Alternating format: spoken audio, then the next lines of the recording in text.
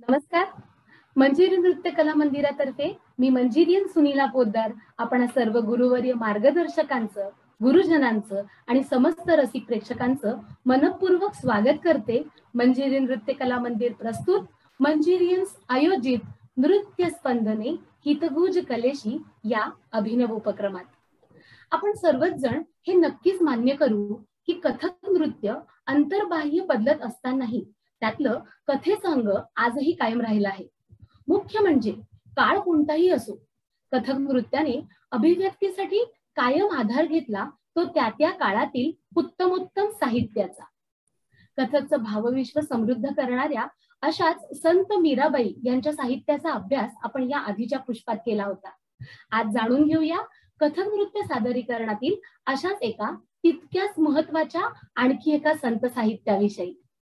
कृष्ण भक्तीशी एकरूप झालेले, गोड गळा लाभलेले, कृष्ण भक्तीपर पदे रचणाऱ्या भक्त कवींमध्ये अग्रमान्य स्थान असणारे, सामाजिक प्रतिष्ठा लाभलेले संत सूरदास यांना हिंदी साहित्यातील सूर्य म्हटलं जातं.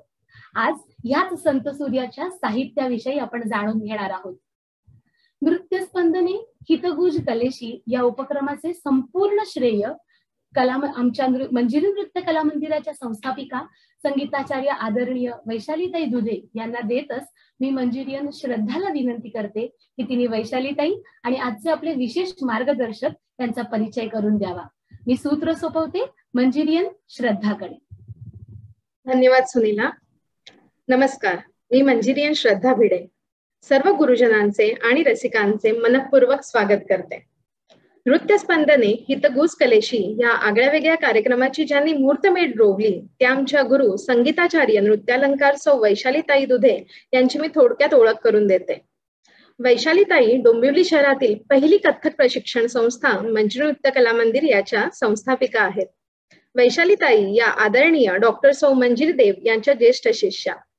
त्यांच्या मार्गदर्शनाखाली वैशालीताईंनी अखिल भारतीय गांधर्व महाविद्यालयातून नृत्य विशारद, नृत्यालंकार याबरोबरच बोल रचनांमध्ये तिहाईचे महत्व आणि वैविध्य या विषयात संगीताचार्य ही पदवी प्राप्त केली आहे. कुलगुरू कालिदास संस्कृत विश्वविद्यालय रामटेक येथून नृत्य विषयात रजत पदकासहित MA ही पदवी त्यांनी प्राप्त केली आहे. ताईंची नृत्य गाथा, डान्स ट्रेल, नृत्यारंभ, के फॉर कथ्थक अशी अनेक पुस्तके कथ्थक नृत्यासाठी प्रसिद्ध आहेत. याबरोबरच त्यांच्या अनेक नृत्यविषयक सीडीज ही प्रसिद्ध झाल्या आहेत. तसेच विविध कार्यशाळांमधून, व्याख्यानांमधून देश-विदेशातील अनेक विद्यार्थ्यांना त्या सतत मार्गदर्शन करीत असतात. असे हे बहुआयामी व्यक्तिमत्व आम्हाला नवनवीन उपक्रमांसाठी नेहमीच प्रेरणा देते. आजच्या आपल्या या कार्यक्रमात आपल्याला ज्या ज्येष्ठ साहित्यिका मार्गदर्शक म्हणून लाभल्या आहेत त्यांची थोडक्यात ओळख करून देते. डॉक्टर माधवी वैद्य. डॉक्टर माधवी वैद्य या मराठीच्या निवृत्त प्राध्यापिका असून त्यांनी विपुल लेखन केले आहे. माधवीताईने कैलासवासी चिंत्रम खानोलकरांच्या समग्र वाङ्मयाचा अभ्यास या विषयावर प्रबंध लिहिला असून या प्रबंधाला त्या वर्षीचे उत्कृष्ट प्रबंधासाठीचे डॉक्टर वीरा करंदीकर पारितोषिक प्राप्त झाले आहे. माधवी वैद्य यांनी 25हून अधिक माहितीपटांचे लेखन आणि दिग्दर्शन केले आहे. त्यातील काही ठळक माहितीपट म्हणजे कवी शब्दांचे ईश्वर, भारताचा स्वातंत्र्य संग्राम, मनस्विनी, नमन नटवरा, मराठी नाट्यसंगीत, निवारा, सफर वनराईची, इट्स प्रभात इत्यादी. माधवीताईंनी अनेक समीक्षात्मक व इतर विषयांवर पुस्तके लिहिली आहेत. त्यांच्या नुकत्याच प्रकाशित झालेल्या साहित्यापैकी घुमफिरा हा कथासंग्रह आणि उजळणी हे आत्मचरित्रपर ललित लेखन विशेष उल्लेखनीय आहे.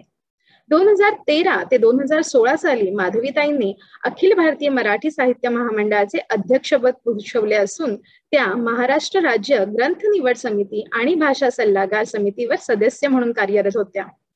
माधवीताईंना राष्ट्रीय फिल्म महोत्सव 2005 मध्ये माजी राष्ट्रपती डॉक्टर APJ अब्दुल कलाम यांच्या हस्ते इट्स प्रभात या माहितीपटासाठी व या माहितीपटाच्या दिग्दर्शनासाठी रजत कमल हा राष्ट्रीय पुरस्कार प्राप्त झाला आहे.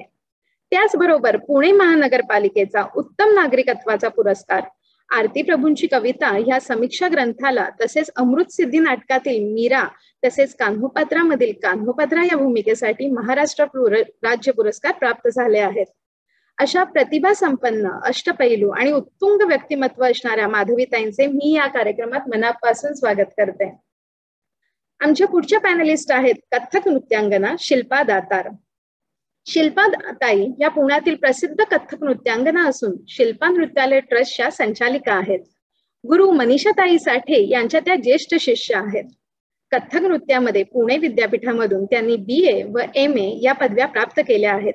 तसेच त्या गांधर्व महाविद्यालयाच्या नृत्य विशारद आणि नृत्य अलंकार आहेत. देश व विदेशात जपान, शांघाई येथे त्यांनी नृत्याचे विविध कार्यक्रम केले आहेत. पुणे विद्यापीठ, भारती विद्यापीठ, टिळक महाराष्ट्र विद्यापीठ यासारख्या नामांकित विद्यापीठामध्ये त्या नृत्य गुरुपदावर कार्यरत आहेत. सामाजिक बांधिलकी जपत गेली 20 वर्षापेक्षा जास्त काळ पुण्यातील रेड क्रॉस संस्थेच्या मूकबधिर मुलांना मोफत नृत्याचे शिक्षण देत आहेत. तसेच स्वतःच्या ट्रस्टच्या माध्यमातून त्यांचे विविध कार्यक्रम करून कलेच्या माध्यमातून त्यांना सक्षम करत आहेत. अशा या नृत्य अभ्यासू आणि नाविन्याची व्यक्तिमत्वाचे मी या कार्यक्रमात मनापासून स्वागत करते. आता पुढील कार्यक्रमाची सूत्रे मी माझी गुरु भगिनी मंजिरियन सुनीला पोद्दार हिच्याकडे सोपवते. धन्यवाद मंजिरियन श्रद्धा. खरोखरच अशी उत्तुंग व्यक्तिमत्व आज आम्हाला लाभलेली आहेत, त्यासाठी मी पुन्हा एकदा तुमच्या दोघींचेही आभार मानते आणि या पुष्पाला पुढे नेते. कथक नृत्य सादरीकरणातील संत साहित्य भाग 2 संत सूरदास याविषयी आजच्या या पुष्पात छेडताना मला हे नक्कीच इथे आवर्जून उल्लेख करावासा वाटतो की शिल्पाताई आणि माधवीताई यांनी एकत्र येऊन संत सूरदास ह्याच विषयावरती एक उत्कृष्ट बॅले सादरीकरण केलेलं आहे. तसे तर माधवीताईंचे अनेक उपक्रम संत सूरदास या विषयाला धरून आहेत.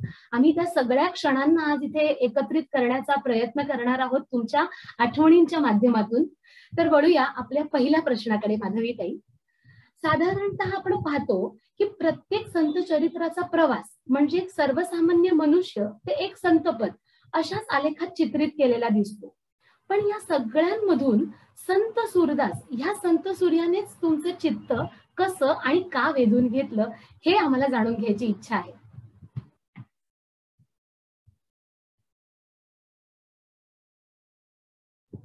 एकच मिनिट माधवीताई, अनम्यूट करतो तुम्हाला. श्रद्धा.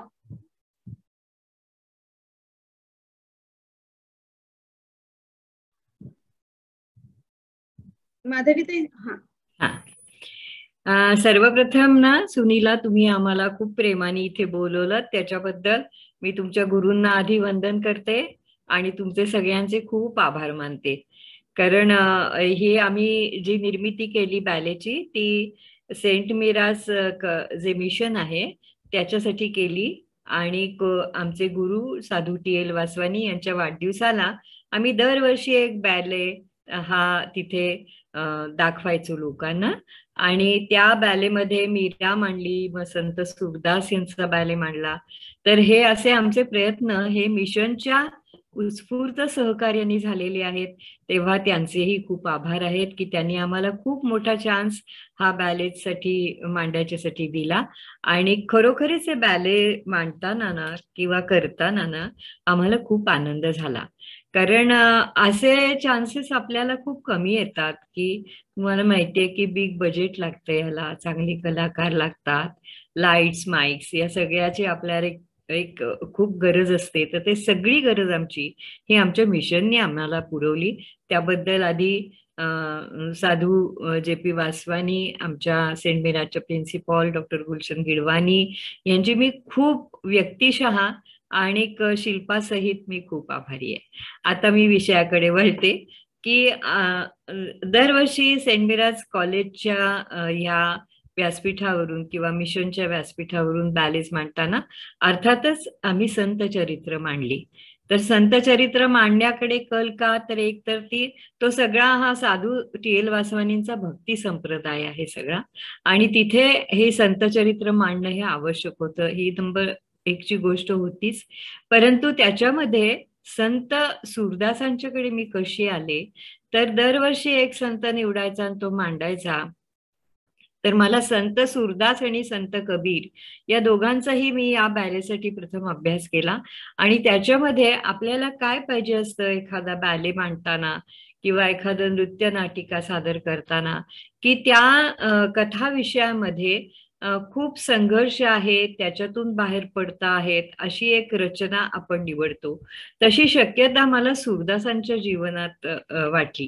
तर सूरदासांचं जीवन थोडक्यात म्हणजे तुमच्या विद्यार्थिनींच्यासाठी जर सांगायचं असेल तर मी असं म्हणेन की सूरदास हे खरे एक सामान्य व्यक्ती होते. त्यांचं नाव सूरज.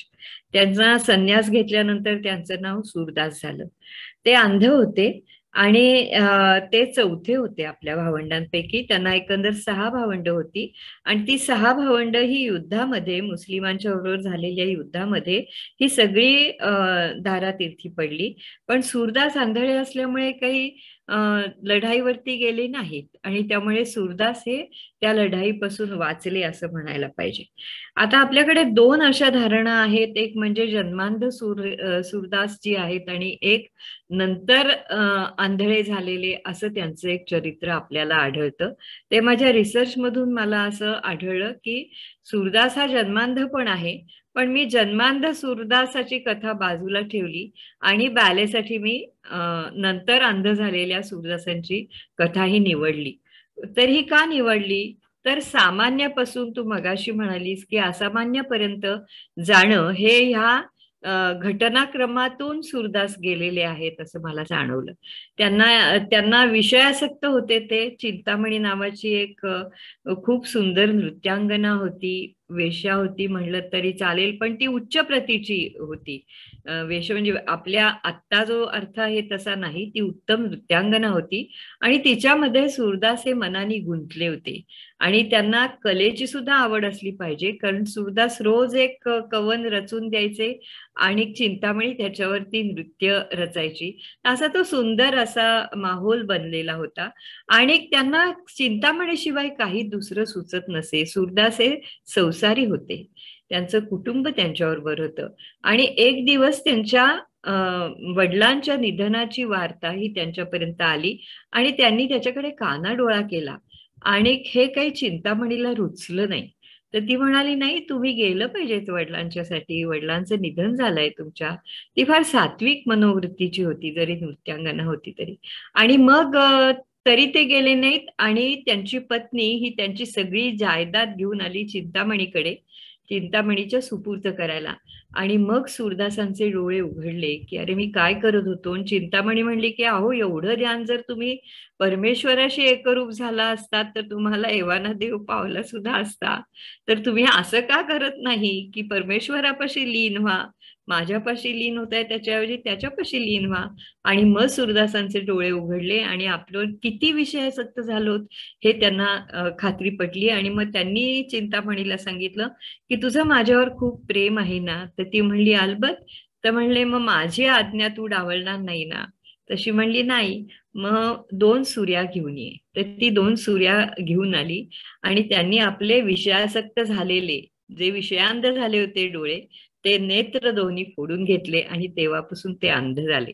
मग ते अबकी माधव मोहे उधार असं मनाशी म्हणत म्हणत ते बाहेर पडले आणि बाहेर पडले ते चाचपडत बाहेर आल्यावर ते एका जंगलात गेले. एका जंगलामध्ये एका विहिरीत पडले आणि विहिरीमध्ये पडल्यानंतर भगवंताचा इतका धावा केला, अब मैं नाचो बहुत गोपाल, खूप नाचणं झालं, खूप विषयासक्ती झाली, देवा आता मला तुझी फक्त भेट हवी आहे. आणि इतकं व्याकुळतेने त्यांनी अंतःकरण फोडून टाहो केला आणि मग त्यांना भगवान कृष्ण आले आणि त्यांना वरती उचलून घेतलं आणि मग त्यांना अंतःचक्षु प्रदान केले. म्हणले मी आंधळा आहे, मी तुला बघू सुद्धा शकत नाही. आणि मग त्यांनी अंतःचक्षु त्यांना दिल्यानंतर त्यांचा संबंध साहित्यिक प्रवास तेव्हापासून सुरू झाला. कारण अंतःचक्षु दिव्य चक्षुंनी ते सगळंच बघू शकत होते, आपण जे बघू शकत नाही ते सुद्धाच बघायला लागले. मग त्यांना वल्लभाचार्य, कारण प्रत्येकाला, आता तुम्ही नृत्यातल्या मुली आहात, कलेतल्या मुली आहात, तुम्हाला असं माहिती आहे की गुरुशिवाय आपल्याला पुढे गती नसते. आणि त्यामुळे त्यांनी वल्लभाचार्य म्हणून ते गुरूंची त्यांच्याशी गाठ घालून दिली. आणि वल्लभाचार्य म्हणाले की असा निराश होऊन काय बसतोस, ऐसे क्यों गिगलाते हो, कुछ भागवत कथा सुनो. आणि मग त्यांनी ती कृष्णकथा संबंध रचली आणि कृष्णकथा रचली. त्याच्यामध्ये भूपाळी, पाळणा, दूर चालणं कृष्णाचं, माखण चोरी, राधेशी शृंगार, रासलीला, कितीतरी अशी पद सूरदासांनी रचली. मग त्यांनी रामकथा रचली आणि सुंदर गळा असल्यामुळे आणि फार सुंदर त्यांच्यापाशी शब्द असल्यामुळे, कवनं असल्यामुळे त्यांची कीर्ती दिल्लीच्या बादशाह अकबरांपर्यंत जाऊन पोहोचली आणि तानसेन आणि अकबर त्यांना भेटायला आले आणि त्यांचं भजन ऐकून तल्लीन झाला अकबर आणि त्यांना बक्षिशी म्हणून त्यांनी हार दिला तर त्यांनी हमारे निर्धन के धन राम असं त्यांनी सांगितलं की मला या धनाचा काय उपयोग आहे, तर मी हे जे धन आहे ते ज्याचं त्याला परत करतो. म्हणून त्याने तो हार वर फेकला आणि गोपाळ कृष्णाने तो झेलला. तर असं तिथे अकबर त्याच्यावरती खुश झाले आणि मग त्याला म्हणाले की तू कसं काय हे सगळं वर्णन करतोस, तू तर दृष्टीहीन आहेस. तर मग ही गुरुकृपा आहे, संत कृपा आहे असं म्हणून त्यांनी आपलं मांडणं तिथे अकबरासमोर मांडलं. तेवढ्यात चिंतामणी आली आणि चिंतामणीने पण संन्यास घेतला होता. ती शोधत शोधत शोधत सूरदासांना आली. त्यांच्यावरती लोकांनी संशय घेतला आणि त्यांची खरी परीक्षा बघण्यासाठी सूरदासांना एका मंदिराबाहेर उभं केलं. त्यांना मंदिरात प्रवेश नाकारला आणि त्यांना सांगितलं की तू जर खरं अंतःचक्षुने बघत असशील तर आम्हाला सांग की या मंदिरामध्ये हा भगवान आहे तो कोणत्या वेशात आहे. तर त्यांनी सांगितलं, अरे हमारे लिए भगवान को क्यों नंगा कर दिया, तर तुम्ही असं का केलं, त्याला वस्त्रविहीन होऊन तिथे का उभं केलंय. आणि खरंच त्याला वस्त्रविहीन ती नुसती मूर्ती होती, त्याला वस्त्र नेसवलेली नव्हती. सगळे चकित झाले आणि तेव्हा ते सूरदासांना मानायला लागले. आणि एक मोठेपणा असा की सूरदासांनी चिंतामणीला नमस्कार केला की तू माझी पहिली गुरु आहेस, तू मला सांगितलंस की तू ईश्वराच्या प्राप्तीसाठी तुझं मन दिलं पाहिजेस. आणि मग ही सगळी रामकथा मांडली आणि मग त्यांना विठ्ठल नाथजी, गोस्वामी विठ्ठलनाथजी हे त्यांच्या भेटीला आले आणि त्यांच्या समोर सूरदासांनी आत्म्यातून परमात्म्याकडे असा प्रवेश केला आणि सूरदास त्या ईश्वरात लीन झाले. अशी सूरदासांची कथा आहे. आणि ही किती म्हणजे तुम्ही आता नृत्य दृष्टीने बघाल किंवा नृत्य नाटिकेच्या दृष्टीने बघाल तर ही भरपूर अशी त्याच्यामध्ये म्हणजे हल्लीच्या भाषेत बोलायचं त्याच्यामध्ये विविधता आहे. आणि म्हणून मी ही कथा निवडली आणि सूरदासांचं चरित्र मला मांडण्याची अशी संधी मिळाली. माधवीताई, म्हणजे अक्षरशः तुम्ही त्यांचा तो जीवनाचा आलेख आमच्या समोर असा जिवंत उभा केलात. त्या विहिरीमध्ये पडलेले सूरदास टाहो फोडून भगवंताला आळवतायत हे अगदी चित्र तुम्ही डोळ्यासमोर उभं केलं. आणि साहजिकच एक कथक नृत्यांगना म्हटल्यानंतर त्या सगळ्या क्षणांना आपल्या नृत्यातून कसं सादर करायचं याविषयी आता माझी उत्सुकता ताणली जातीये. म्हणून मी शिल्पाताई तुमच्याकडे येते की संत सूरदासांच्या पदरचना आणि कथक यांची योग्य सांगड कशी घालता येईल हे आम्हाला तुमच्याकडून विशद करून आवडेल. सगळ्यात प्रथम सगळ्यांना नमस्कार आणि पुन्हा एकदा धन्यवाद. पुन्हा एकदा तुमच्या कार्यक्रमामध्ये आम्हाला सहभागी करून घेतल्याबद्दल. बोलायला सुरुवात करायच्या आधी अर्थातच माझ्या गुरु पंडिता मनीषा साठे यांचे मी आशीर्वाद घेते. आणि आज माझं अहम भाग्य आहे की माझ्या दुसऱ्या गुरु माधवी मावशी, माधवी वैद्य, तर यांच्या बरोबर मी आज इथे बसून माझे विचार मांडते. तर हे याच्यासारखं दुसरं भाग्य नाही असं मला वाटतं. आणि खरं तर त्यांच्यापेक्षा मी खरंच खूप लहान आहे.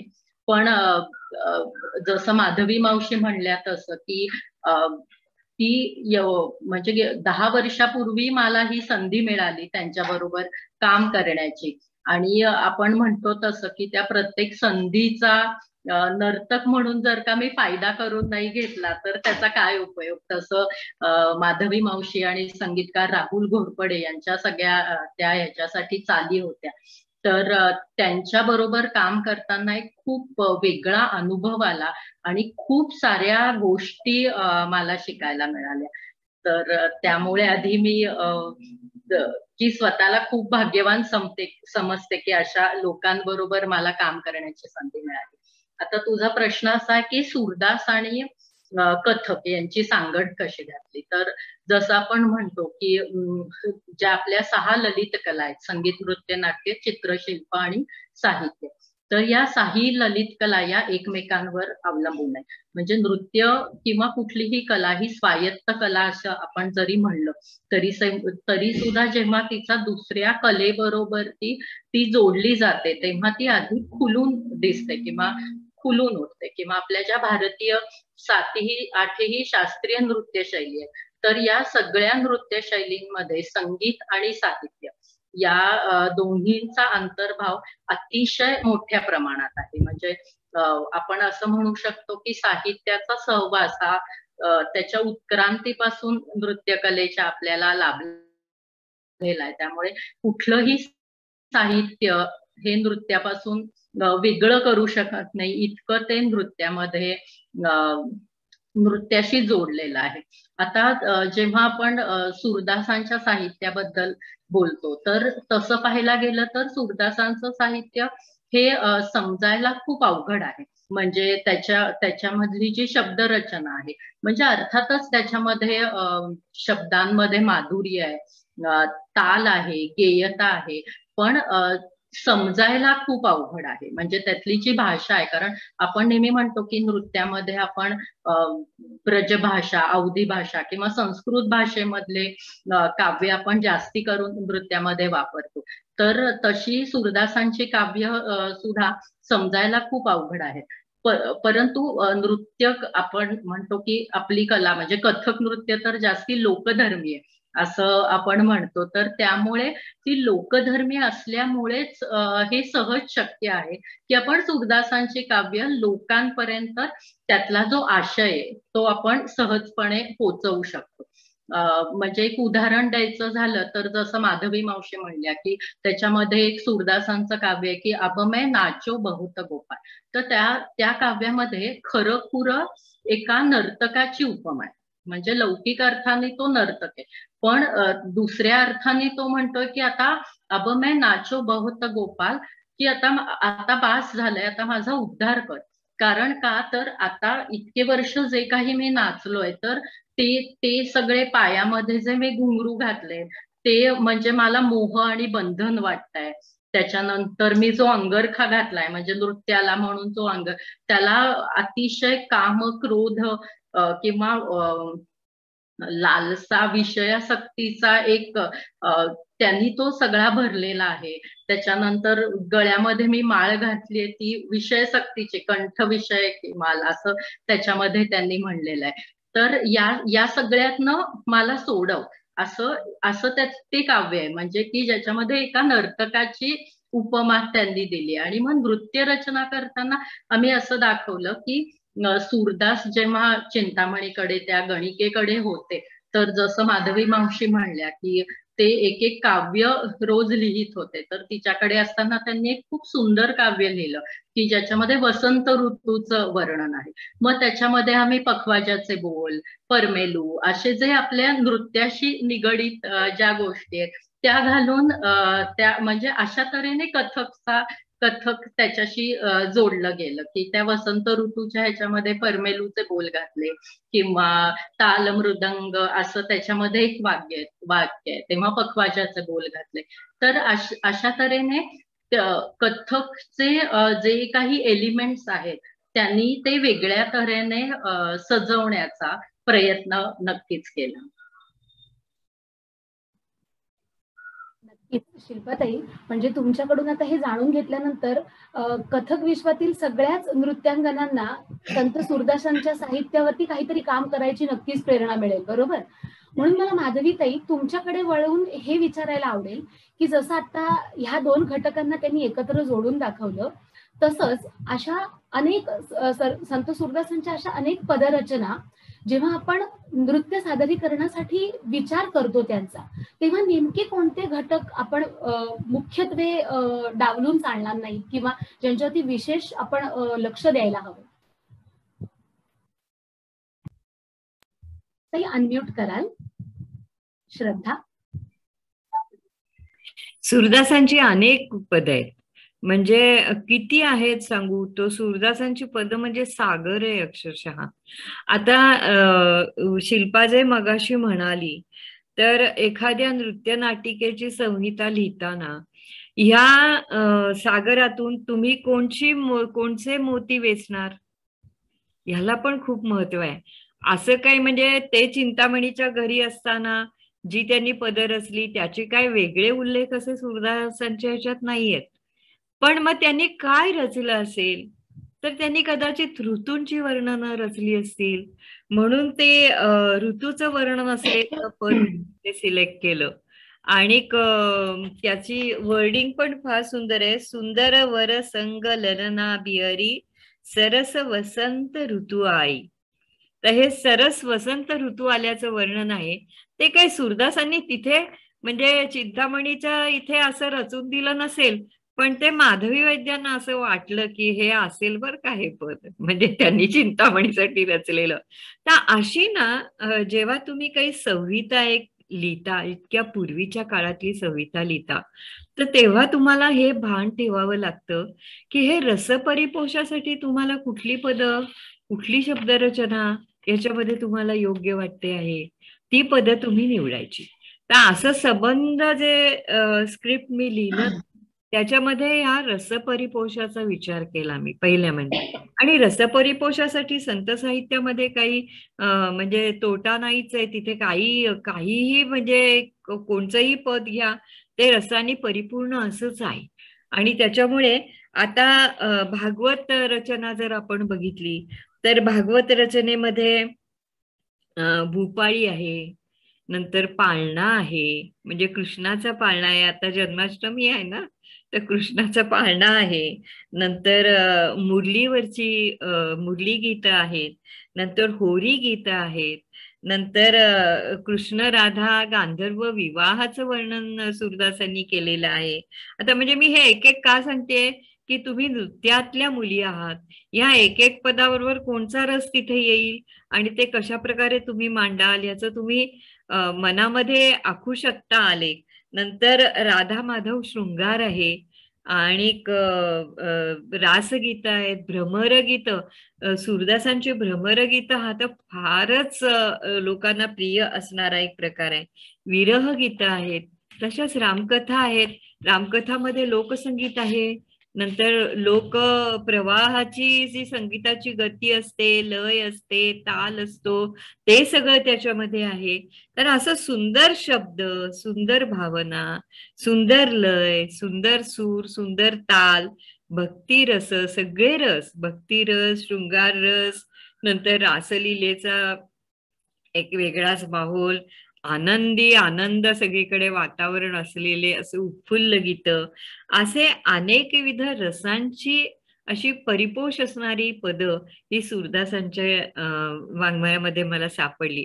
आणि असं नाही हे सगळं जे रचना आहे ती मी पद्धती अशी एखादा आपण मोत्याचा हार करताना निवडतो की नाही मोती, की अरे हो हा मोती ना इथे छान दिसेल, हा आहे ना हा इथे छान दिसेल, याच्या शेजारी हा खडा चांगला दिसेल, तशी मी त्या 200 पदातून विशिष्ट पदांची अशी निवड केली. आता ह्या पदातून आणखीन काय साधलं, तर ताल वेगळे वेगळे की जे कदाचित तुम्ही नेहमी हे करणार नाहीत, पण रसपरिपोषाला कोणते ताल असतील, मग लोकसंगीताचा जर बाज असेल तर विरह गीताला कोणता ताल तुम्ही निवडाल, ही सगळी कलाकारी ही शिल्पानी केली. तिने ठरवलं की माधवी ते हे विरह गीत आहे ना, शिल्पा तू सांग ना, आपण ते नागिन कालीराजचं जरा उदाहरण दे ना. त्याच्यामध्ये एक विरह गीत त्यांनी रचलंय की पियू बिन नागिन काली रात, जो कहू जामिनी. माधवी मावशी आहे तुमच्याकडे असं, जुबती जुनैया डस उलटी वैजात वगैरे असे शब्द. आता आपल्या सगळ्यांना माहितीये की राधा कृष्णाचा विरह तसा आपण फारसा दाखवत नाही. म्हणजे आपण सुद्धा विरोध कंठिता वगैरे दाखवताना नायक घेतो, पण राधा कृष्णाचा विरह म्हणजे लग्न झालंय आणि त्यांचा विरह झालाय, तर अशा गोष्टी आपण सहसा दाखवत नाही. आणि दाखवल्या तरी सुद्धा अशा पद्धतीने नाही दाखवत. तर ते काव्य म्हणजे पियुबीनं नागिन काली रात, तर ही कल्पना करणं इतकं अवघड होतं की राधा म्हणते की कृष्ण नाहीये तर मला रात्र अगदी काळ्या नागिनी सारखी वाटते आणि जंत्रन स्फुरत मंत्र नाही आवत. म्हणजे माझ्यावरती कितीही तंत्र मंत्र केले तरी सुद्धा माझा विरह आता संपत नाहीये. अशा सगळ्या पद्धतीने त्याचं वर्णन होतं. आणि मग ते करताना आता नृत्य रचना कशी करायची हा एक मोठा विषय होता. कारण राहुल घोरपड्यांनी खूप सुंदर त्याची चाल लावली होती. पण म्हणजे माझा प्रॉब्लेम हाच होता की राधा कृष्ण डोळ्यासमोर ठेवून ते करणं खूप अवघड जात होतं. आणि मग आम्ही जसं आपण कंटेम्पररी ह्याला करतो की सिम्बॉलिक ऍक्शन्स देऊन, म्हणजे ऍक्च्युअल शब्दाप्रमाणे न करता सिम्बॉलिक गोष्टी वापरून आम्ही ते विरहगीत प्रस्तुत केलं. शब्द सांगताय मावशी तुम्ही? शब्द त्याचे नाही सांगत. मी दुसरं एक उदाहरण देते की अशी कितीतरी गीतं आम्ही हे केली की मी वाचत होते आणि शिल्पानी त्याच्यावरती कोरिओग्राफी केली. तर एक तुम्हाला मी वाचून दाखवते त्याच्यातलं सूरदासांचं की तो गुरूंना म्हणतो की माझे सगळे बंधन आहेत ना ते कृपया तुम्ही बाजूला करा. तर इतकं अवघड होतं हे कोरिओग्राफ करायला. म्हणजे मला वाटतं सूरदासाचं काम केलेली जी आमची होती माधुरी, तिने हे फार चांगलं दाखवलं. तर ते शब्द असे आहेत, उत्तम बंध शिरमे सतका जिससे ज्ञानानंद रुका है, उसको वही खोल दो ऊपर खेल अनेको खेल चुका है, उस मध्यम बंधन हृदय बीच का, मध्यम बंधन हृदय बीच में राग द्वेष फैलाने वाला, बंधन अधम नाभि से नीचे तमसे पाप बढ़ाने वाला, बंधन रहित प्रकाश पुंज है. म्हणजे तो ईश्वराला म्हणतो बंधन रहित प्रकाश पुंज है, देव तोड़ दो बंधन मेरे, पाप रहित होकर हम जिससे बन जावे तेरे ही तेरे, बन जावे तेरे ही तेरे. आता हे शब्द किती बोलके आहे आणि या शब्दामध्ये किती भावना ओतप्रोत भरलेली आहे. तर हे सूरदासांचे जे शब्द आहेत ना, ते मुळे मला म्हणजे मला स्वतःला काही नाच वगैरे नाही करता येत बरं का, पण मला हे म्हणजे माझ्या डोळ्यासमोर हे येतं आणि मी ते सांगू शकते की मला हे असं असं पाहिजे बरं का शिल्पा. तर शिल्पाने ते बरोबर कोरिओग्राफ करून दिलं मला. आणि तसंच एक सुंदर गांधर्व विवाहाचं आहे. म्हणजे सूरदासांच्या शब्दाकडे मी तुमचं जरा लक्ष वेधतेय. एकच कडवं त्याचं सांगते, म्हणजे शब्द किती नादमय लयमय असू शकतात. तर हा गांधर्व विवाहाचं वर्णन आहे ना, आम्ही ते गांधर्व विवाह तो स्टेजवरती सगळा क्रिएट केला होता कोरिओग्राफीतून.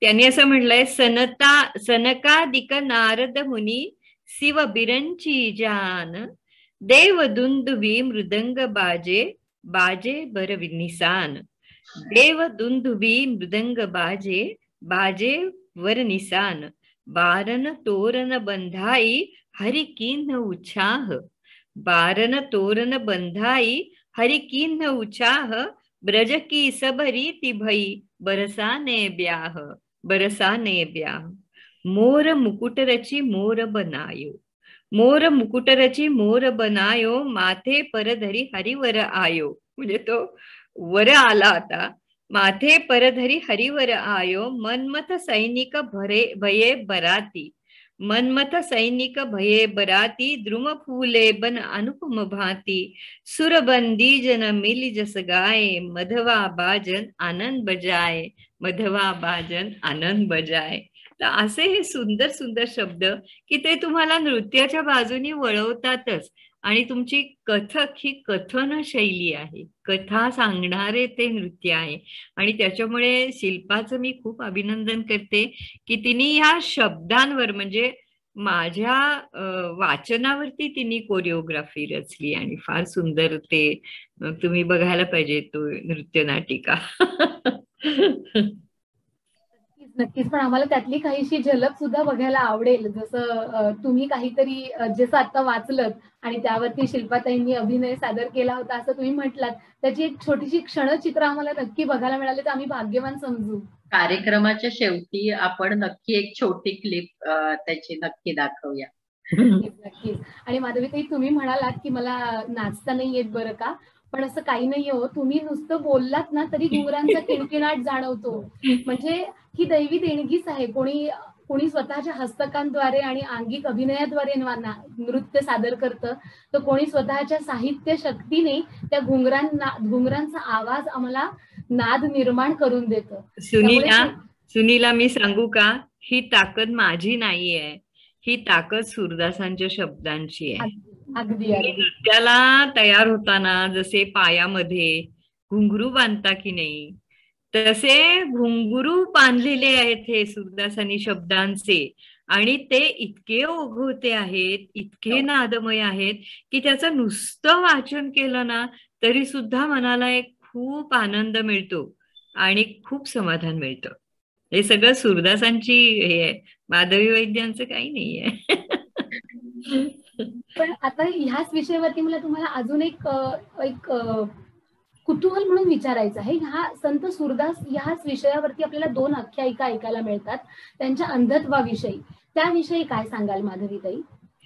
काय झालं की मिशन मध्ये कार्यक्रम करायचा असल्यामुळे आमचा टार्गेट ऑडियन्स होता तो समोर बसलेले JP वासवानी, साधू TL वासवानी यांचा सगळा भक्तगण होता. आणि त्याच्यामुळे त्या भक्तीला धक्का न लावता आम्ही सगळे हे नृत्य नाटिका केल्या. तर काहींनी असं ऐकलेलं होतं की अरे तो जन्मांध आहे, पण मी मात्र निवडली कथा की तो नंतर अंध झालेला आहे. पण काय होतं ना, आपण जर एखाद्या गोष्टीचा नीट रिसर्च केला ना तर सूरदासांवर हिंदीमध्ये खूप जणांनी लिहिलेलं आहे.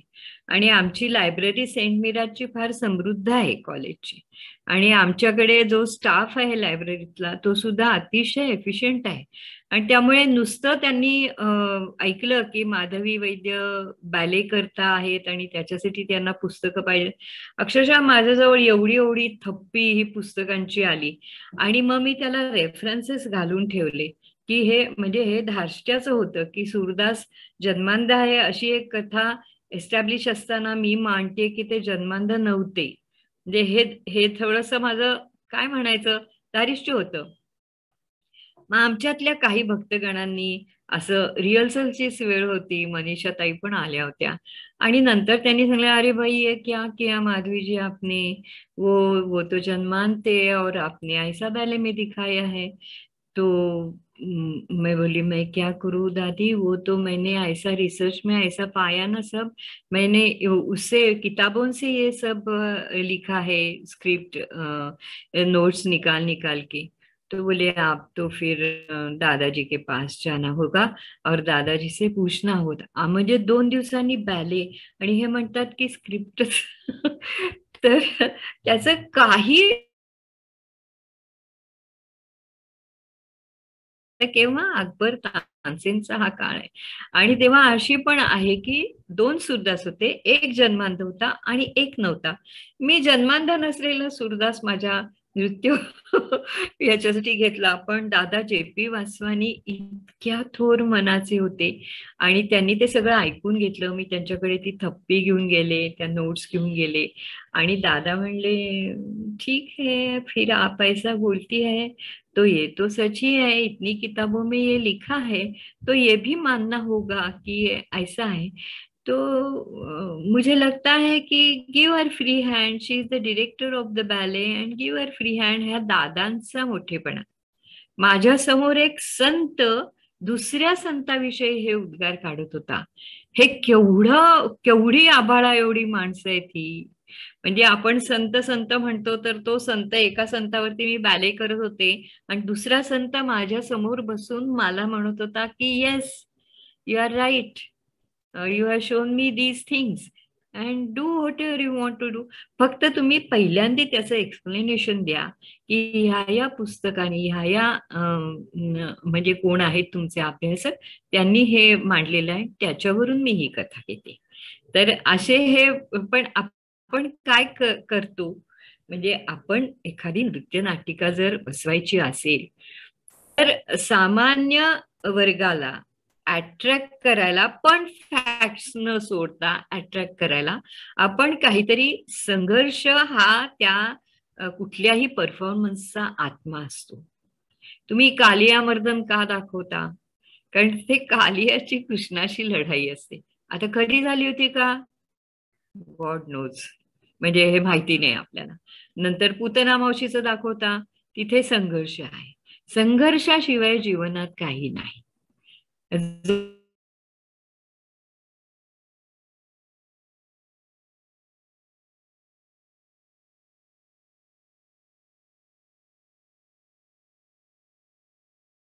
असं माझा विचार आहे त्याच्यावर. आणि म्हणून संत सूरदास हे सामान्य होते. वाल्या कोळी सामान्य होता, संघर्षातून गेला, वाल्मिकी झाला. मीरा साधी स्नुषा होती, राजस्नुषा होती, पण ती तो चितोडचा गड, चितोडला तुम्ही जा, चितोडचा गड ती उतरून येते खाली आणि सर्व संघ परित्याग करते. एक स्नुषा दागिने त्यागते, एक स्नुषा भरजरी वस्त्र त्यागते, विषाचा पेला देतात तर ते अमृत म्हणून पिते. हे सगळे जे आहेत ना, हे म्हणजे काय आहे, काय ही सूरदासांची कथा मला का आवडली त्याचं पण एक सांगते की सर्वसामान्य माणसं, आता कोरोनाच्या काळामध्ये आपण असं बघतो की धीर सोडण्यासारखी परिस्थिती आहे. आपल्याला असं वाटतंय की आता काय होणार आहे आपलं, कुठे जाणार आहे आपलं जीवन, काय करणार आहोत आपण, सगळी नाव आपली डगमगतीये. पण सूरदास असं म्हणतात, चरण कमल बंदव हरिगाई, ज्या की कृपा, ज्याची कृपा झाली तर पंगू गिरी लंघे, म्हणजे जो पंगू असतो तो पर्वत चढून जाईल. आंधे को सब कुछ दिखलाई, आणि याचं उदाहरण स्वतः सूरदासच आहेत. बहिरव सुनय, बहिऱ्याला ऐकू येईल, मूक पुनी बोले, रंक चलय सिर छत्र सिराई, रंक गरीब लोक सुद्धा उद्या छत्र चामर घेऊन फिरतील. सूरदास स्वामी करुणामय, बार बार बंदव तिही पायी. तुझं चरण मात्र, त्याचं ध्यान मात्र आपण सारखं केलं पाहिजे. म्हणून संत चरित्र मोठी, की असे उत्तम माणुसकीचे, उत्तम नीतिमत्तेचे, उत्तम श्रद्धामूल्याचे असे संदेश त्यांच्या वाङ्मयातून आपल्याला मिळतात. समोर कितीही श्रद्धांची पडझड झालेली असेल, नीतिमूल्यांची मोडतोड झालेली असेल, कुणाकडे बघायचं, तर हे सगळे दीपस्तंभासारखे उभे असतात आपल्या समोर. मग मंदिरं बंद होतात म्हणून तुम्ही इतका जीव घेणा कोलाहल करता, कशासाठी करता? ह्याच्यासाठी. अगदीच. म्हणजे माधवीताई, जसं तुम्ही म्हणताय की त्यांचा स्वतःचा जीवन प्रवास हा एक संघर्ष होता, तशी त्यांची कथा मांडताना सुद्धा तुम्ही तितकाच संघर्ष झेललात. ह्याच्यातच मला वाटतं सगळी उत्तरं मिळाल्यात जमा आहेत. पण हा एक कलानंद असतो, हा एक कलानंद असतो. आणि असं आपण केलं होतं, असं अडचणी आल्या होत्या, तर आपण अशा निभावून नेल्या, यांच्या कृपाशीर्वादाने आपण पुढे गेलो. एक फक्त असतं की गुरुजनांचा आशीर्वाद कधी विसरू नये आपण, त्यांची शिकवण कधी विसरू नये. आणि ज्ञानेश्वर म्हणतात तसं, मार्गाधारे वर्तावे, ज्ञानेश्वरांनी म्हणलंय, मार्गाधारे वर्तावे, विश्वते मोहरे लावावे. म्हणजे ज्यांनी मार्ग सांगितलेला असतो ना आपल्याला, त्या मार्गावरून जा, विश्वते मोहरे लावावे, आणि शहाणे करून सोडावे सकल जन, सगळ्यांना शहाणं करून सोडा. हीच तर सगळ्या कलेची आत्मानंद असतो. माझं म्हणणं की आत्मानंद मिळाला पाहिजे. कलेनी काय केलं पाहिजे, तर कलेने आत्मानंद दिला पाहिजे. मी म्हणते शिल्पाला, शिल्पा तू छान नाचली पाहिजेस, ठीक आहे, पण शिल्पाला जेव्हा असं वाटेल की शिल्पा आज चांगली नसली तेव्हा तो आत्मानंद आणि हा रेअर असतो, तो मिळाला तो दिन सुदिन असतो. तो सुवर्ण क्षण म्हणता येईल. सुवर्ण क्षण असतो. अगदी अगदी. खरं तर ही इतकी रसाळ चर्चा चालली आहे आणि हा विषयही असा ओघवत आहे की आपल्याला शेवटच्या टप्प्याकडे कधी वळलो हे कळलं सुद्धा नाही. तर आता मला हे जाणून घ्यायचंय माधवीताई तुमच्याकडून आधी की संत सूरदासांचं जे साहित्य आहे ते सर्वसामान्य जनतेत अधिक लोकप्रिय जाणवतं, तर त्याचं नेमकं कारण काय असेल? ते तुम्ही जर उत्तरेत गेलात ना तर तुम्हाला ते जास्ती लोकप्रियता त्याची जाणवेल. कारण प्रत्येक प्रदेशाची एक एक संस्कृती असते. तर मध्य प्रदेश, उत्तर प्रदेश इकडे जर गेलात तर तुम्हाला कबीर हे जास्ती जाणवतील, कारण ती तिथली संस्कृती त्यांनी मांडलेली आहे साहित्यात. कोणतंही साहित्य हे वास्तवता सोडून येत नाही. त्यांनी लोकांच्या जे मनात होतं, म्हणजे लोकांच्या मनात कृष्ण होता, त्याचं रूप होतं, त्याचं जन्म होता. फार सुंदर आज दिवस आहे, कारण जन्माष्टमीच्या वेळी आपण ही चर्चा करतो आहे. तर लोकांच्या मनात असतं ना एक की आता प्रत्येक संत आपल्याकडे पांडुरंगाचं वर्णन करतो, गळ्यात वैजयंती माळा आहे, किरीट आहे, कुंडलं आहेत, असं सगळं वर्णन येतं की नाही. प्रत्येक संतांचं बघा तुम्ही अभंग काढून हेच वर्णन येतं. कारण का की जे जनमानसात रुजलेलं आहे ते उचलतात संत, आणि तिथे ती लोकप्रियतेला सुरुवात होते. आणि असं लोकप्रिय साहित्य हे ऑलवेज म्हणजे कोणत्याही ऋतूत, कोणत्याही वेळेला आणि कधीही तुम्ही मांडा ते लोकप्रियच असतं. त्यातून ती ब्रज भाषा आहे बरं का.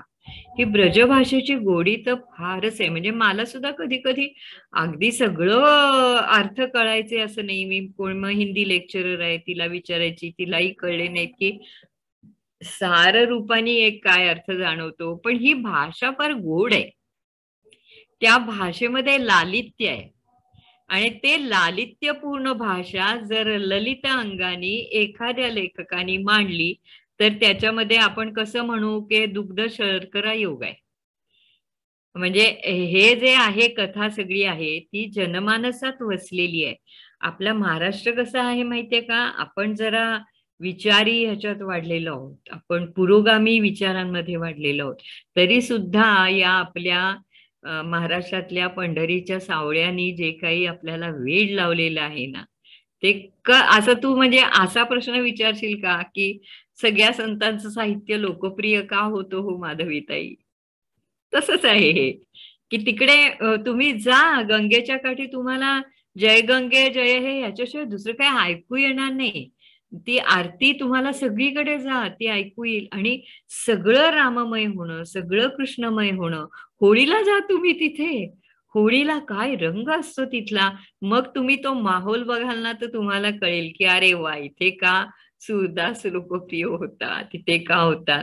आणि चिरंतन त्या ज्या वाङ्मयात असते की नाही, मी नेहमी म्हणते ती चिरंतनतेची जी गोष्ट असते ना ती जर तुमच्या साहित्यात असेल तर ते नेहमीच लोकप्रिय असतं, नेहमीच लोकप्रिय असतं. कारण 100 जणांच्या मध्ये एक, आता ते प्रमाण कमी कमी होत चाललंय, पण 80 जण तरी अशी असतात की ज्यांच्या मनामध्ये काही मूल्य रुजलेली असतात.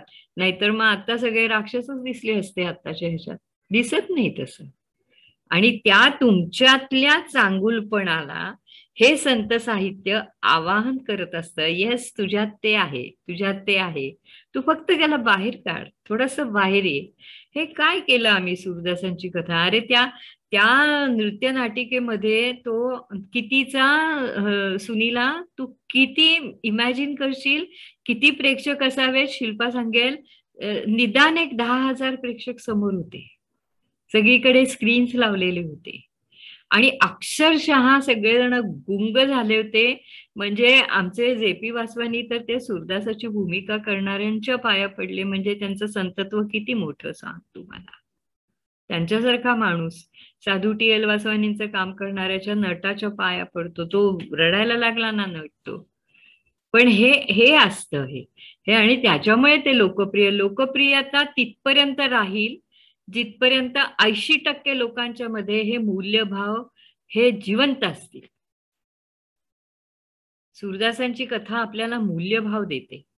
येस, मी पडलो होतो, मी विषयासक्त झालो होतो, मी विषयाच्या अधीन होतो, पण नाही, परमेश्वरांनी मला वर उचललं, मला वर काढलं. तुला माहितीये, मला माहितीये, शिल्पाला माहितीये की त्यांना खरंच परमेश्वरांनी वर काढलं, त्याला खरंच कृष्ण दिसला. पण त्यांनी इमॅजिनेशननी बघितलं ना. ही इमॅजिनेशनची शक्ती जोवर आपल्यापाशी आहे तोवर हे वाङ्मय लोकप्रिय होणार, तोवर तुमची कला लोकप्रिय होणार. हे वास्तवापासून ती उंच नेणार तुम्हाला, तुमच्या इमॅजिनेशननी तुम्हाला उंच नेणार, उच्चासनावर बसवणार आणि दाखवणार, बघ बघ हे कृष्ण आहे ना, याची लीला अशी बर का, हा माखन चोर असं करतो बर का, मग त्याला ते उखळाला बांधून ठेवलं बर का, आणि मग काय तो राधा लुब्ध झाली त्याच्यावरती, आणि मग ते राधाकृष्णाचं प्रेम, मग ते सुद्धा उच्च कोटीचं प्रेम आहे, ते काय आपल्या कॉलेजमधल्या तरुणीचं प्रेम नाहीये. म्हणजे काय, ते लोकप्रिय होतं म्हणजे लोकांच्या मनामध्ये अजून प्रेमाची उच्च पातळी ही जपलेली आहे लोकांनी, आणि ती सावरण्याची, ती ढळू न देण्याची, ती तिथे असण्याची अशी सगळी व्यवस्था या संत साहित्याने केलेली आहे. म्हणजे किती सुंदर शिल्पाने एक कोरिओग्राफी केली होती की तो कृष्ण येतो आणि तिला एकदम दिसतो, तर तिला बरं वाटतं, ती साजशृंगार करायला लागते राधा, तोपर्यंत आम्ही तिकडे ब्लॅकआउट दिला आणि त्या ब्लॅकआउट मधून कृष्ण बाहेर गेला, फ्रेमच्या स्टेजच्या बाहेर गेला. मग तो आला परत, त्यांनी त्याच्या हातावरती मेहंदी काढायला सुरुवात केली, त्याच्यावरती आम्ही फोकस दिला आणि ती अशी बघून त्याच्याकडे बघतीये, खाली बघून वर बघते, तोवर ब्लॅकआउट, कृष्ण गायब. आता हे म्हणजे हे जसं ती इमॅजिन करते ना, तसंच आपण कृष्ण भेट सूरदासाची इमॅजिन करतो ना. आपल्यापाशी पण कल्पनाशक्ती आहे, त्या कल्पनाशक्तीला सूरदास आव्हान देतात. ती कल्पनाशक्ती तुम्ही वापरायची असते, ती तुम्ही ओळखायची असते, त्याच्यातला आनंद बघायचा असतो. ती त्याच्या डोळ्याला पट्टी बांधते, ते आंधळी कोशिंबीर खेळायला लागतात आणि ती त्याला वाटतं तो माझ्या कवेत आलाय आता, म्हणून ती मिठी मारायला जाते, परत एकदा ब्लॅकआउट दिला आणि कृष्ण गायब. परत ती चकित होते, अरे हा काय प्रकार आहे, मला त्याचा सारखा भास होतो आणि तो मला सापडतच नाहीये. हीच तर खरी जगण्यातली मजा आहे, हाच तर खरं कृष्णाचा ध्यास आहे, हाच तर खरं कलेचा ध्यास आहे, आणि तिथपर्यंत आपण जायला पाहिजे हे याच्यातून. आणि हे नुसतं आपलं काम नाही, याच्याबरोबर आमचे म्युझिशियन्स, आमचा म्युझिक डायरेक्टर राहुल घोरपडे, आमचे सगळे गायक, आमचे सगळे वादक, एवढंच नाही, हर्षवर्धन होता का, सचिन नाईक होता लाईट्सला, नंतर त्याचे माईक्स, त्याचे लेपल्स, हे सगळे जण जेव्हा कृष्ण भक्तीत रंगतात ना, तेव्हा मग तो बॅले उभा राहतो.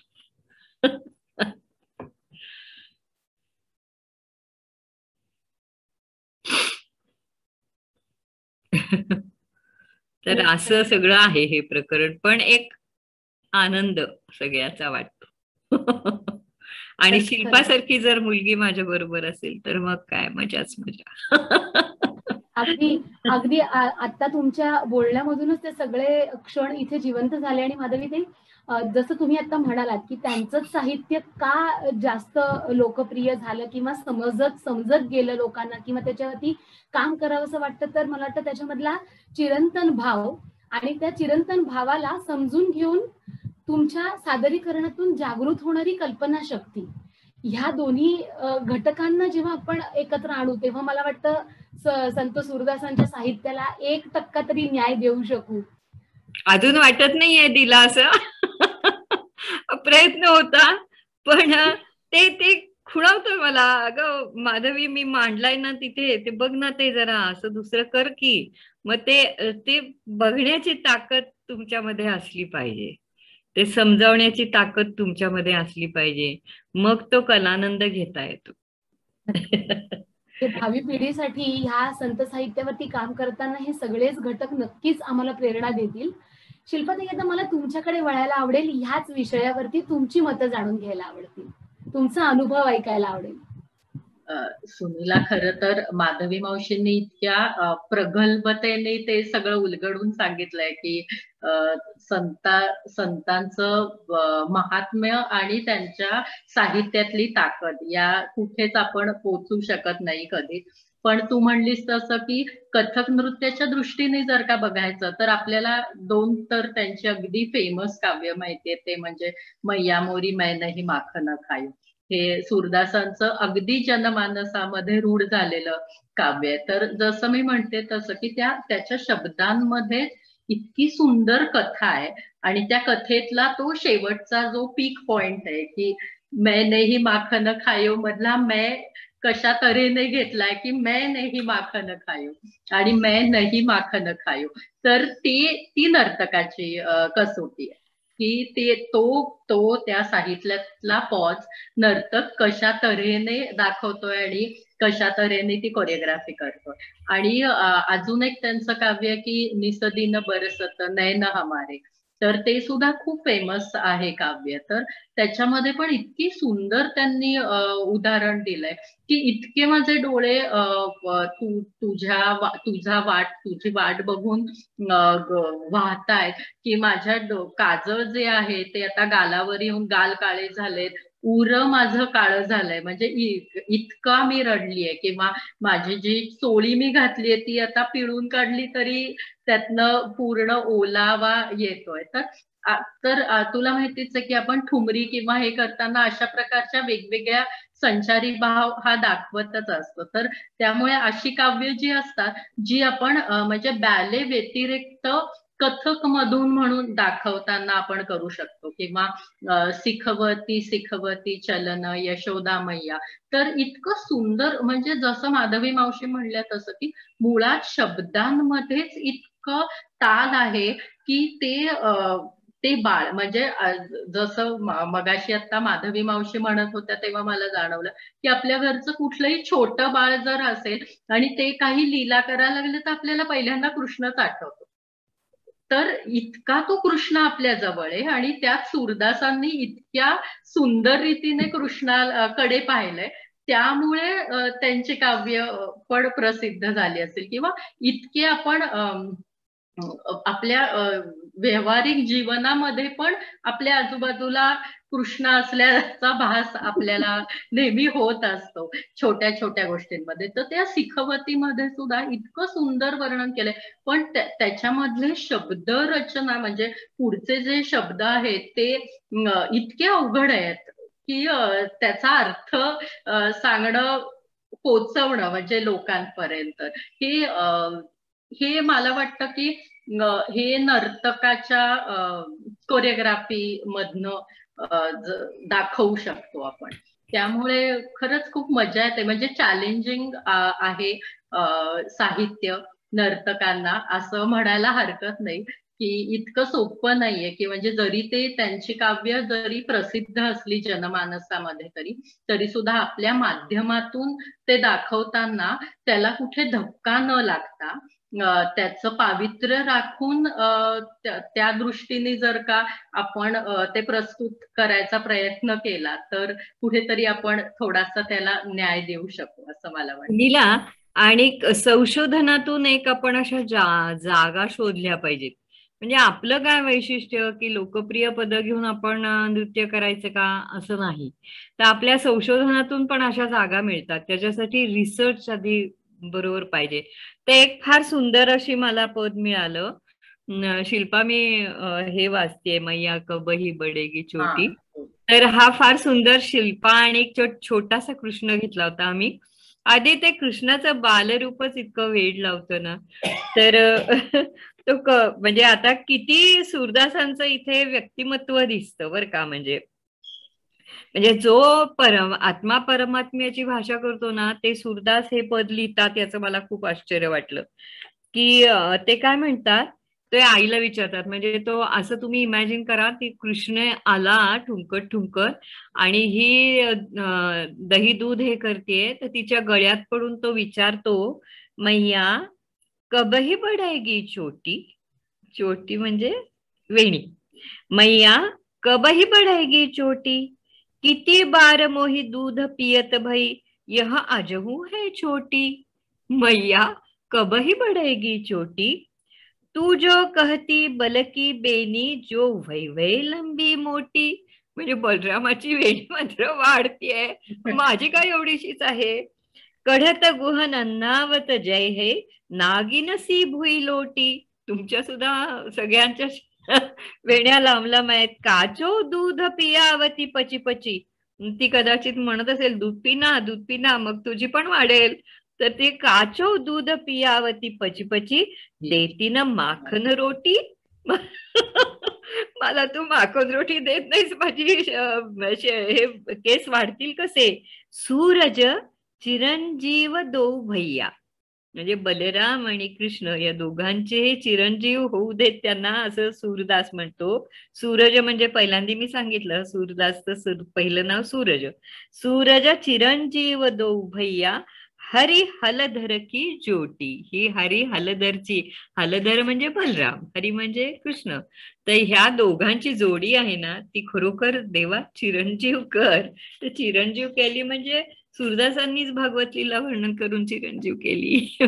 पण ह्या शेड्स असतात ना, तसं मीराचं सुद्धा मांडताना ना माझं सारखं लक्ष होतं की अरे ही मीरा अशी पद लिहिते, ती अशी कृष्णामध्ये लीन होते, तर असा काही तिचा एखादा दोहा आपल्याला सापडतो का, की मीरेचं किती एज असेल.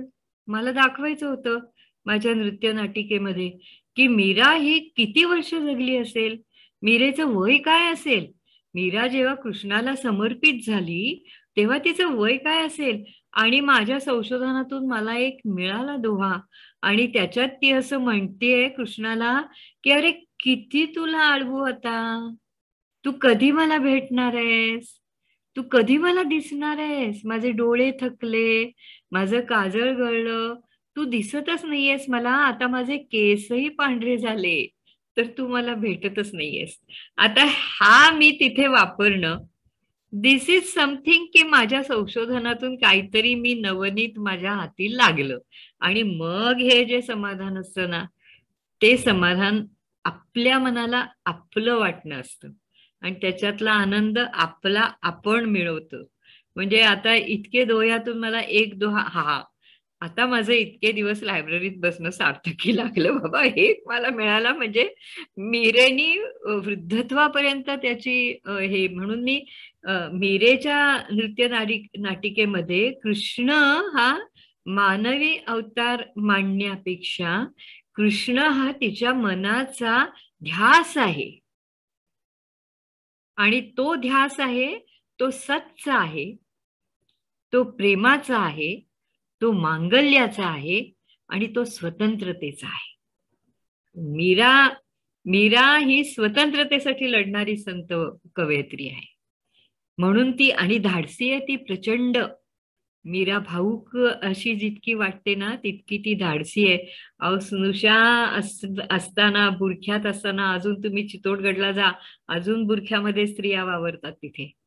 अशा त्या चित्तोडगड वरतून ती खाली पायात काही नाही, फक्त घुंगरं विणा घेऊन पांढरं पातळ नेसून सर्वसर्व त्याग करून खाली आली. मीरा गढ उतरी म्हणून तिचं हे आहे ना पद. हे संत साहित्य आपल्याला मांडता आलं पाहिजे.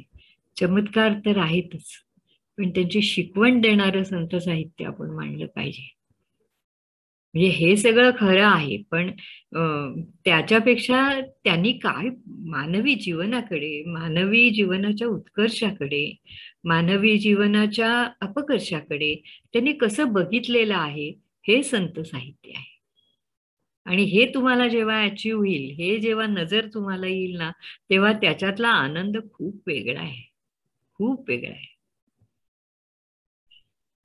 खरंच माधवी, शिल्पाताई, तुमच्या दोघींच्याही ह्या सगळ्या आतापर्यंतचे सगळे क्षण आम्ही अनुभवलेत ऐकून, पण आता ह्या डोळ्यांना सुद्धा काहीतरी बघावंसं वाटतंय. मला असं वाटतं आपण मगाशी जे उल्लेख केली होती ती सगळी क्षणचित्र आपण पाहूया का शिल्पाताई, माधवीताई? नक्की बघूया, जरूर बघूया. काय एकच विनंती आहे ह्याच्यामध्ये, काय कमी गोड असेल ते गोड करून घ्या.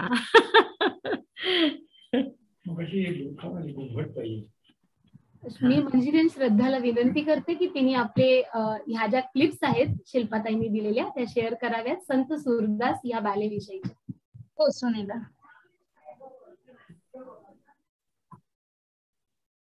माधवी मावशींना म्यूट कर.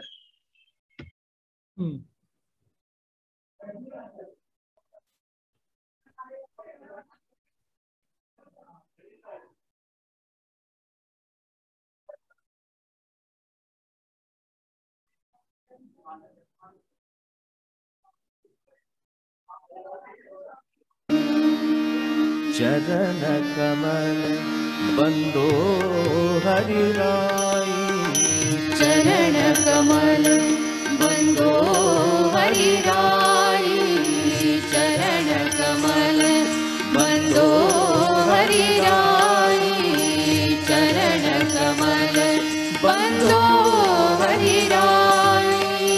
जाकी कृपा पंगु गिरि रंगे, जाकी कृपा पंगु गिरि रंगे, अंधे को सब कुछ दर्शाए. चरण कमल बंदो हरिराई, चरण कमल बंदो हरिराई, चरण कमल बंदो हरिराई, चरण कमल बंदो हरिराई.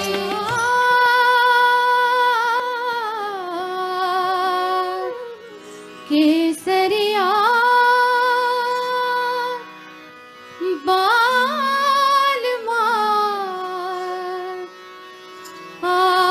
आओनी, केसरिया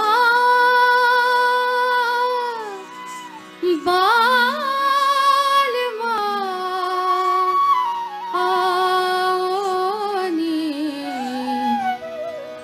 पधार्यो म्हारे देश देश रे, पधार्यो म्हारे देश, केसरिया बालमा आओनी. पधार्यो म्हारे देश देश संग ललना बिहरी सरस वसंत ऋतु आई, सुंदर वर संग ललना बिहरी सरस वसंत ऋतु आई.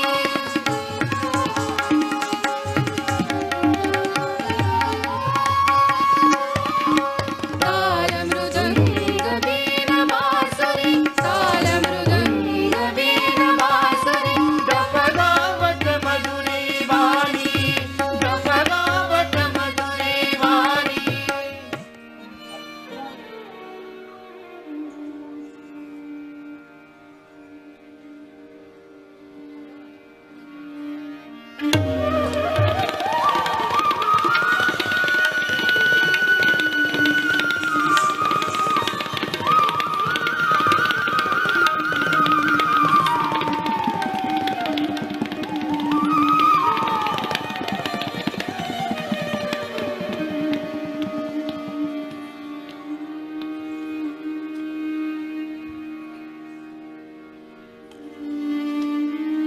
चिंता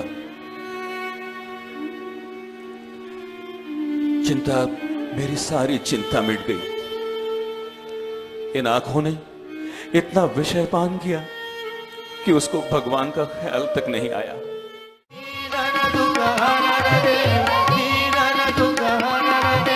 संतन हितकारी,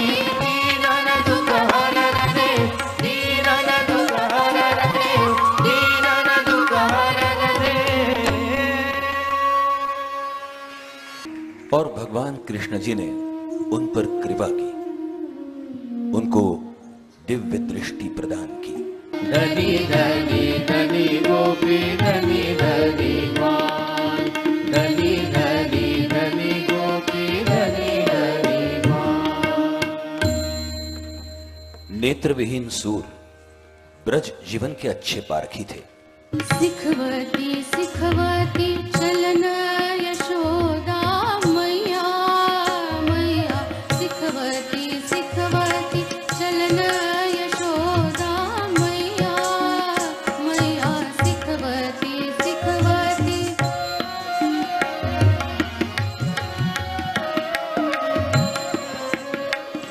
मैया मोरी मैं कब माखन खाऊं, मैया मोरी मैं कब माखन खाऊं।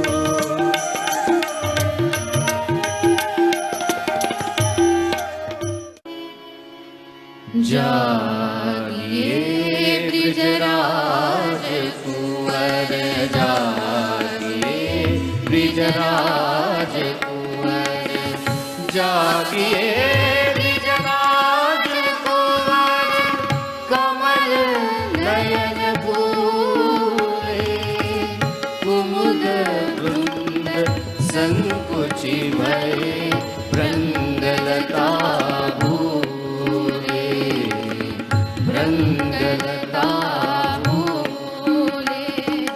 जागिए ब्रिजराज कुंवर, जागिए ब्रिजराज कुंवर। अतः श्री कृष्ण भी राधामय हो गए थे। कृष्ण प्रिया राधिका अनन्य प्रेमिका है। उन्होंने अनन्य भक्ति से कृष्ण के साथ एकाकार प्राप्त किया है।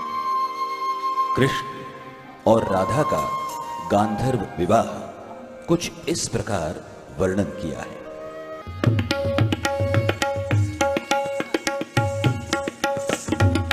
राधा माधव भेंट भई, राधा माधव भेंट भई, राधा माधव भेंट भई, राधा माधव भेंट भई। राधा माधव माधव राधा, राधा माधव राधा, राधा माधव माधव राधा, राधा माधव राधा, राधा माधव माधव राधा भेंट भई, राधा माधव भेंट भई, राधा माधव भेंट भई। चिंतामणि ने सूरदास के जाने के बाद अब संन्यास लिया था, लेकिन वो उनसे मिलने के लिए शहर शहर घूम रही थी।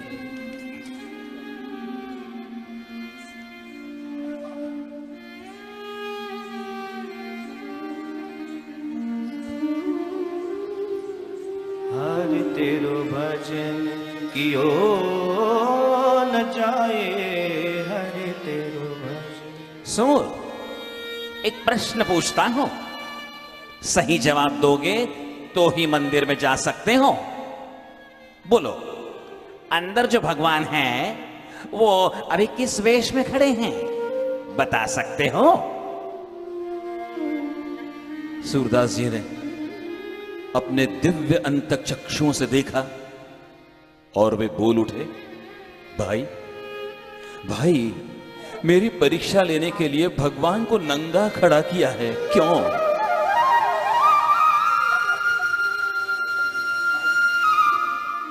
देखे री हरि नंग मनंगा, देखे री हरि नंग मनंगा, जलसुत भूषण अंग विराजत, वसनहीन हरि उठत तरंगा। देखे री हरि नंग मनंगा, देखे री हरि नंग मनंगा, देखे री हरि नंग मनंगा। धनी को सुख धनी गाए, कृष्ण चराए आपो, धनी को सुख धनी गाए, कृष्ण चराए आपो। धनी कालिंदी मधुपुरी जा दर्शन नाश पापु, धनी कालिंदी मधुपुरी जा दर्शन नाश पापु।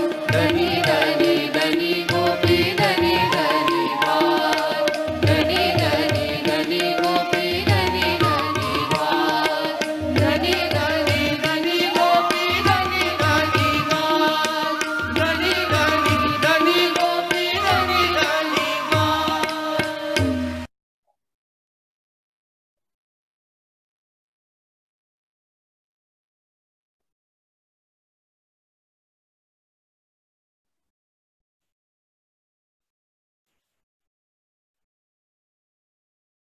काही क्षणांसाठी क्षणही थांबतात, तसेच हे काहीसे क्षण होते शिल्पाताई आणि माधुरीताई.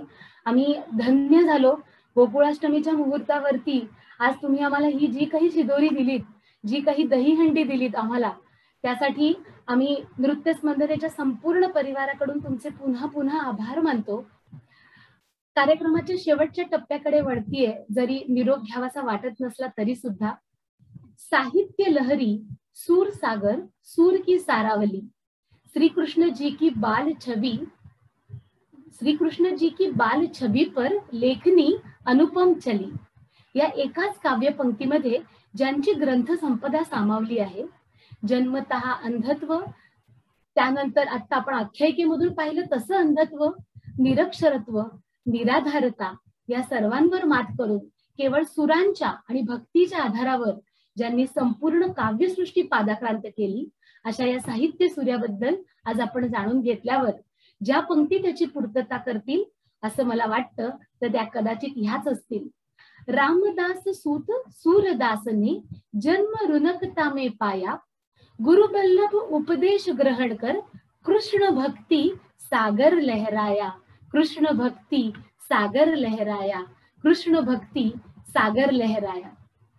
आज ह्याच टप्प्यावर या अभ्यासपूर्ण विषयाची सांगता करतोय.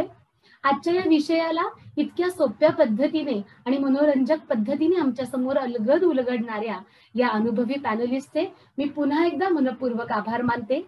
या उपक्रमासाठी नेहमीच मुलाची मदत करणाऱ्या मंजिरियन्स म्हणजे नृत्यालंकार श्रद्धा भिडे, नृत्यालंकार अमृता साळवी, नृत्यालंकार प्रिया जळगावकर यांचेही मी मनापासून आभार मानते.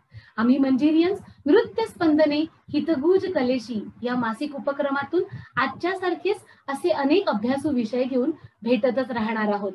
पुन्हा एकदा मान्यवरांचं, तुम्हा सर्व रसिक प्रेक्षकांचं मनपूर्वक आभार मानून आज इथे स्वल्पविराम घेते. पुन्हा भेटू लवकरच. तोपर्यंत जीते रहो, रियाज करते रहो.